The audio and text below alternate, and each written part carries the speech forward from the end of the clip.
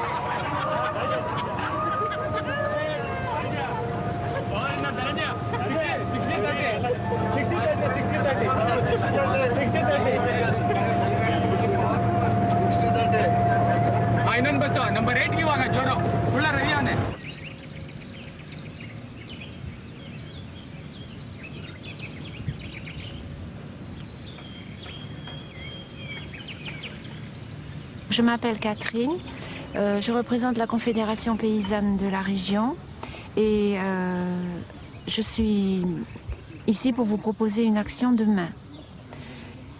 Il y a tout près d'ici, à peu près à 10 km, un essai de colza transgénique.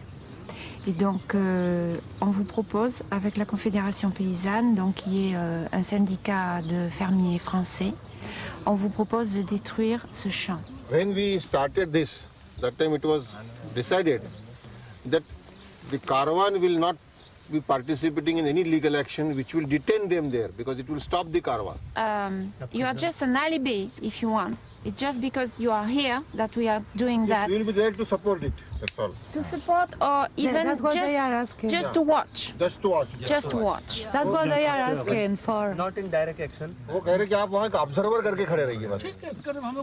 So we are there. Litigation, then what will happen, because we have come from far away. So if the litigations are there, we will be needed to stay here. That will be your responsibility. So you have to decide it. The bus will stay on the road and the French farmers will be on the field if you want. And then you can talk to the national media if you want and explain why you are here and why you are supporting us.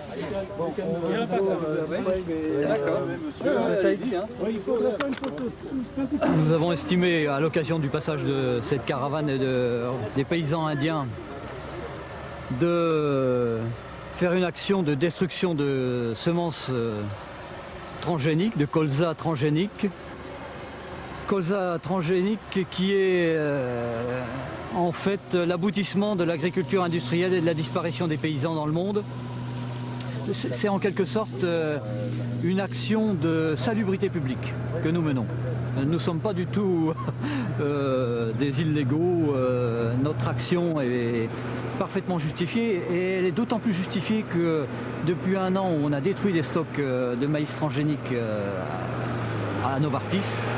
On a vu la position des consommateurs, des environnementalistes, des responsables gouvernementaux même qui commencent à se dire mais est-ce que nous avons pas fait une erreur là d'autoriser les semences transgéniques alors qu'on n'a pas toutes les certitudes quant à l'innocuité de ces techniques? When green technology was introduced in India with the modern seed, fertilizer and pesticides, Quand la technologie verte a été introduite en Inde avec les engrais et les pesticides, it was told to the farmers that they will get more yield and more profit. on a dit aux paysans qu'ils auraient plus de gains et plus de profit. But the experience of farmer is this, that they got some yield more, but their profit has decreased and they are more indebted and soil has also depleted. Every year they have to add more and more fertilizers and macronutrients. They have to use more pesticides because there is a resistance in pest, and so bad effects of green technology is now visible. What is solution for you? Quelle est la solution pour vous? I think the technology of agriculture should not be developed in laboratory, it should be developed in the field. If suppose that is going to deplete nature, that is going to pollute nature, then that technology is of no use to the humankind.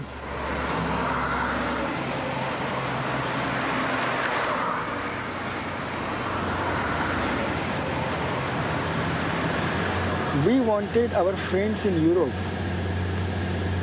to challenge their own governments and the multinational companies in those countries against going in the third world countries. Number of companies in Germany, France and Switzerland and Sweden are investing in third world countries like India, and thereby the resources, land, water, forest and people's rights are in danger. So we are here to appeal to the conscience of the European people to pressurize their own government that their money should not go in the destruction of the people's rights and their resources in third world countries. In India, actually, we have so many problems. Major, we are facing the unemployment problem. More than 20% people in India, they have no jobs. And poverty, also we have one of the big problem we are facing because after 1991, the liberalization will start in the period of P.V. Narasimha Rao. So we have closed so many industries. So more than 9 crore people, they are jobless after the effects of this globalization. And this liberalization and globalization is going to harm more in India because we are having much human power. We do not require any mechanization. But with this foreign capital and with this high technology which is going to be thrusted on India, unemployment will increase in India. So this liberalization and globalization through WTO, IMF and World Bank is against poor people of the world. I'm expecting from Europe, a common man, that they should say here to their politicians that don't give any charity to third world. We do not want any charity. Don't give us loan from your banks. Just give us our right to live. We will be better off than what we are today. Vous avez balayé à chacun, là vous avez balayé les titres. Non, ça peut se faire.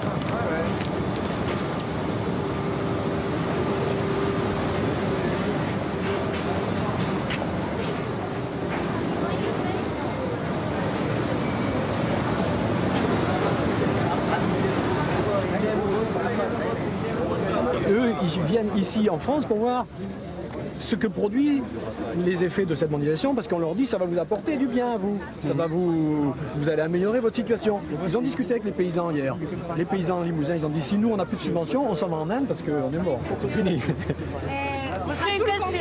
J'ai une question. Vous savez que la soja que vous achetez vient du Brésil? Soja vient du Brésil, oui. Ah oui. Et vous savez qu'il y a plein de gens qui se meurent de faim au Brésil, qu'ils n'ont pas de terre pour cultiver leur nourriture. Et puis après, tout ça. Et il y a plein de terres qui s'emploient à cultiver la soja pour nourrir les porcs et les vaches ici en Europe. Vous savez ça? On est d'accord, mais il ne faut pas vous tromper. Nous sommes du côté des paysans. Hein. Nous souhaitons que les paysans gagnent bien leur vie. I am a soya producer farmer, and the soya is raw material for this factory. Il est producteur de soja et le soja est... La matière première. Oui, nous sommes utilisateurs de soja.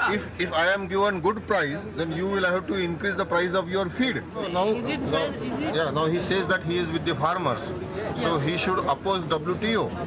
Si vous êtes pour les paysans, vous devriez vous opposer à l'OMC, l'organisation OMC, l'Organisation mondiale du commerce.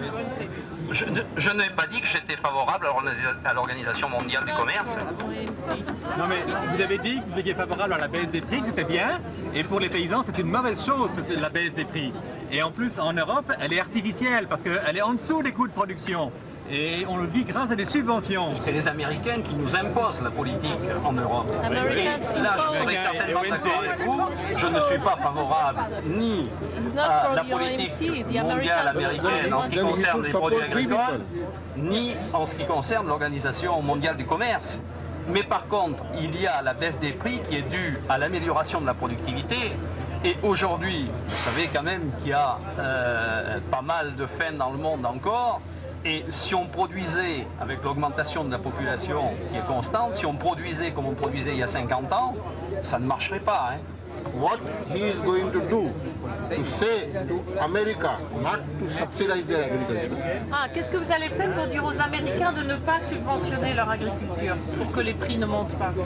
Alors, si je comprends bien, il faut que j'aille manifester avec vous.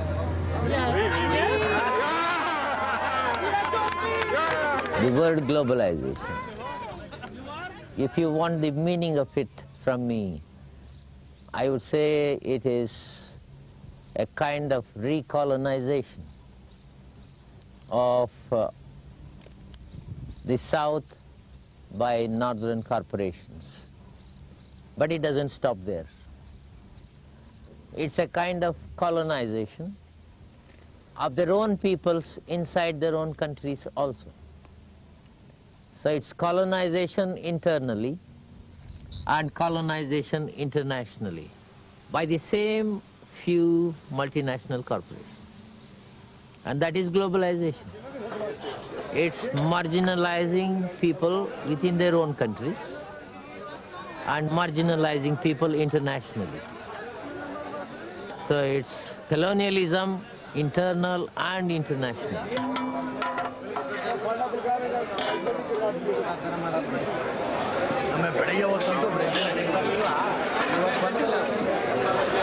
Why we are here is because the head offices of the companies are here.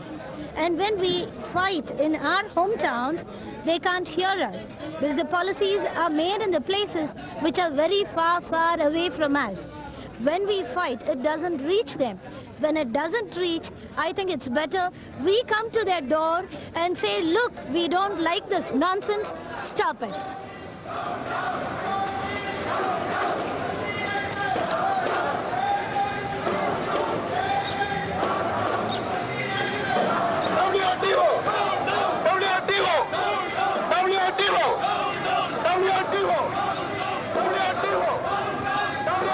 This anger is just like volcano. Volcano apparently is very calm and quiet, but when it erupts, it changes the entire structure of the land. So when this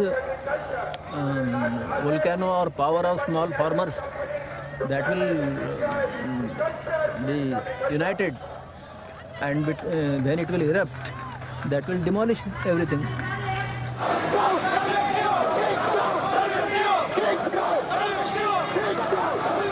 All those governments have signed WTO have lost their powers, and the power center has shifted. And that's the reason why we have come to the power centers to protest. And what do you want to happen to the WTO? Do you want to change it from within or destroy it completely? It's an incorrigible institution and it cannot be reformed. And we have decided that the only solution is deforming it totally. How realistic is that? Well, it becomes a reality. You will have to wait and see. On Thursday, you go to Nestle, the big multinational food company. What is your message to the company? But don't sell poison, is my message. What about its experiments on genetically modified food? Yeah, well, you are the first consumers in the northern countries, and you should give the answer before I give the answer. I do not know. You have already started consuming genetically modified food. I do not know what you had for breakfast today. And you should answer that question first before putting that question to me. Il y a une année, nous étions déjà réunis sur Genève avec de nombreuses organisations paysannes européennes et mondiales. Et nous avons remis une résolution au directeur de l'OMC, lui demandant de prendre en considération la dimension sociale, la dimension environnementale, la dimension éthique et la dimension de sécurité alimentaire dans les négociations qui vont reprendre dès cet automne. Ces revendications n'ont pas été prises en considération. Et dans les discussions exploratoires, préparatoires, c'est toujours l'objectif de la déréglementation et de l'abaissement des protections aux frontières qui vont animer les négociations. Nous en concluons que nos revendications n'ont pas été prises en considération. Et nous sommes de plus en plus nombreux en association à demander un moratoire en ce qui concerne les négociations de l'Organisation mondiale du commerce.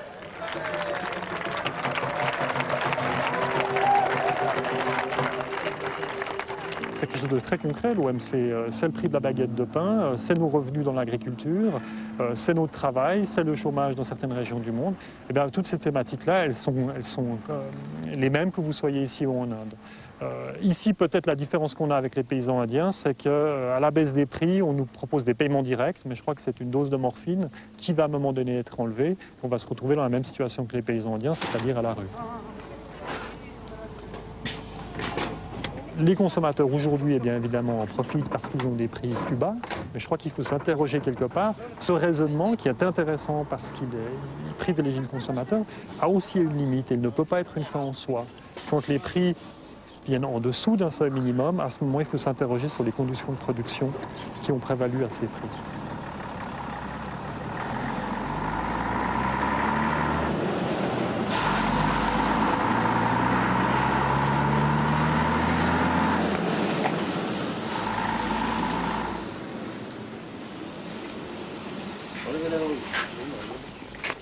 Pourquoi on a accepté d'avoir les Indiens et j'étais le premier à accepter les Indiens. J'ai dit à mon épouse, on en prend à la maison. Et puis alors, ça nous intéressait vraiment à pouvoir dialoguer avec eux. Parce qu'en fait, les problèmes indiens, problèmes suisses, donc ça tourne autour de l'OMC, donc c'est toujours le problème. C'est le grand problème aujourd'hui, que ce soit pour les paysans indiens, que ce soit pour les paysans suisses. Oui, je dis qu'on combat beaucoup l'Organisation mondiale du commerce parce qu'ils arrivent à des choses aberrantes. Parce que quand on entend justement le bœuf aux hormones, le veau aux hormones, la somatotropine en Amérique, là pour faire des vaches ultra performantes, ça c'est vraiment l'Organisation mondiale du commerce qui a poussé alors pour la production à outrance. Et ça c'est que la grande industrie qui fait des choses comme ça. C'est que le profit qui compte sans du tout tenir compte des consommateurs. Alors là, tout le monde est touché quand même. Il faut faire le circuit le plus court possible du producteur au consommateur.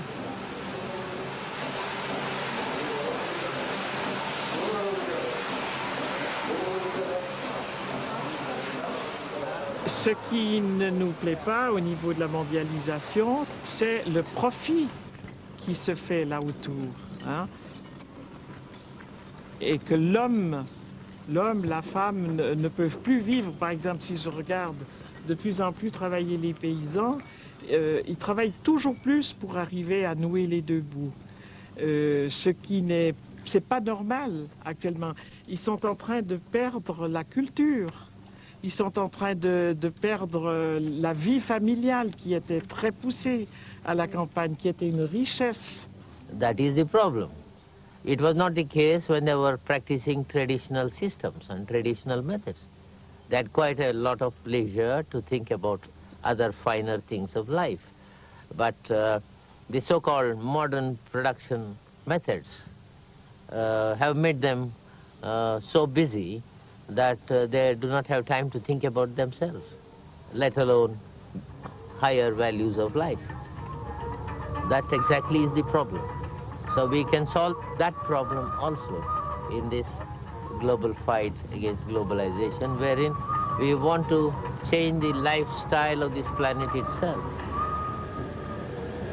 As a principle, we believe in non-violence because it is the ultimate, non-violence is the ultimate goal of all our endeavors.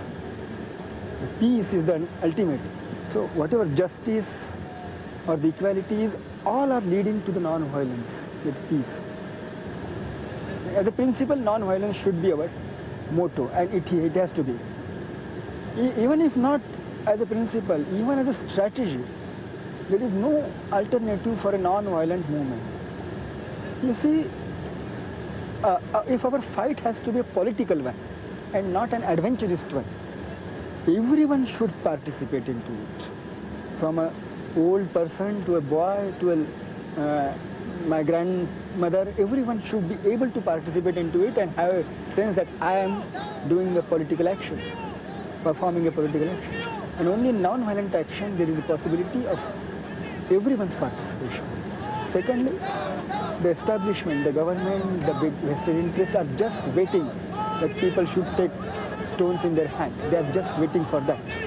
It is very easy for them to deal with the gun-toting or the stone-throwing people.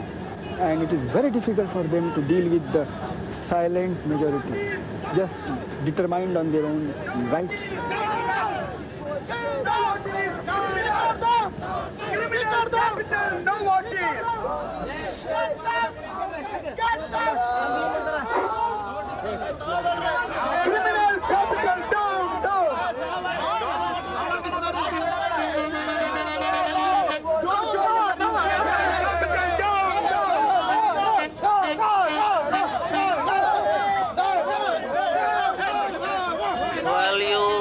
I think you all know what this is.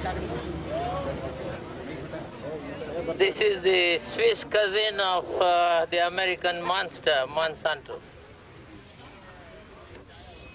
They're doing similar things, trying to introduce monstrous varieties in agriculture,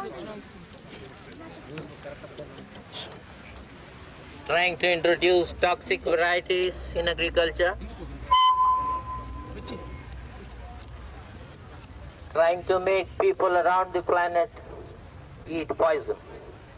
They are playing with life. They say they are doing research in life sciences,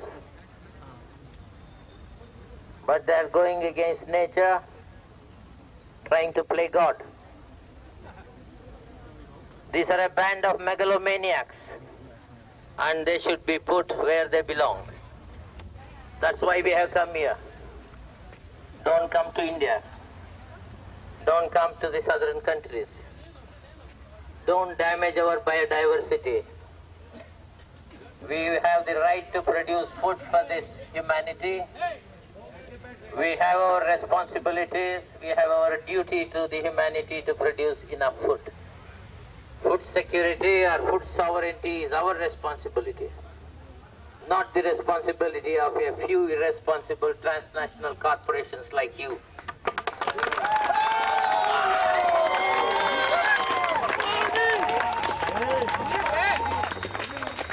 I know you have come to India in the pharmaceutical sector And we know that you have plans to enter the agriculture sector also with your BT technology, Terminator, Verminator and Trader technologies.